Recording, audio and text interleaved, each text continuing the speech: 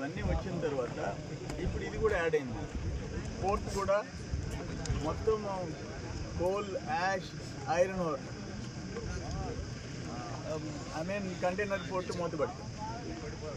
వీటి వల్ల గ్రామాల తరలింపు R&R కింద ఒక్క ధనలక్ష్మీపూర్ ఉండేగా 480 ఇళ్ళు 116 కోట్లు నేను ఫౌండేషన్ వేసి శాంక్షన్ చేసి పని మొదలు పెట్టాను. 5 ఏళ్ళు ఆపేశారు కదా, 5 సంవత్సరాలు ఆపేశారు కదా. ఏంటి అసలు దేనికి ఎమ్మెల్యేలు అయ్యేదేనికి, మంత్రులు అయ్యేదేనికి? ఈడ బూడిదలో దుమ్ములో ధూళిలో సస్తు ఉంటే కనీసం శాంక్షన్ అయినవి కూడా ఆపేస్తారా? మీరు మాత్రం ఏసీ రూమ్లో కొలుపుతారా? 5 ఏళ్ళు ఎట్టప్పుతావు?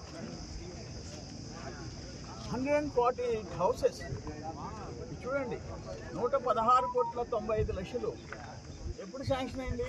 2018 సెప్టెంబర్ 28 నేను మంత్రిగా శంకుస్థాపన చేశా.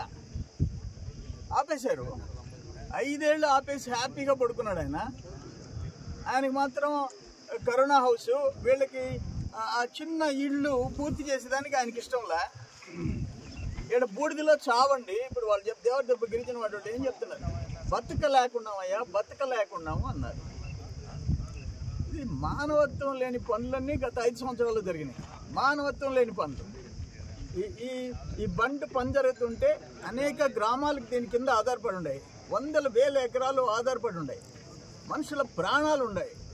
కనీసం క్వాలిటీ జరుగుతుందా లేదా ఎప్పుడన్నా చూసావా? ఎప్పుడన్నా వచ్చావా కట్ట మీదకి? దురదృష్టం ఇది. కానీ ఇప్పుడు పైనాంపురంలో ఒక రిప్రజెంటేషన్ ఇచ్చారు. దాంట్లో వాళ్ళు అర్జీ ఇచ్చారు. ఇచ్చి మా పరిస్థితులు ఎట్లున్నాయి అని చెప్పి చూపించారు. మేము దుమ్ములో దీంట్లో ఒక మోటార్ సైకిల్ పోతుంది, ఎక్కడుందో కనపడటంలా. చూడండి, దేవరదిప్ప కాలనీ, కండ్రిగ, హరిజనవాడ,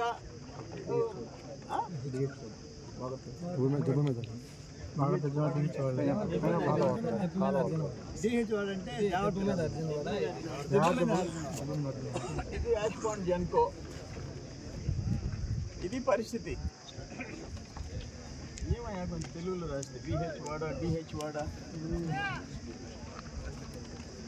వాళ్ళు పాపం అర్జీ ఇచ్చారు.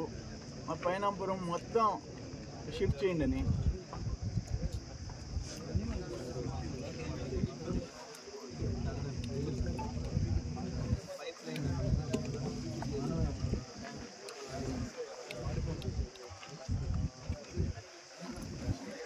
పండి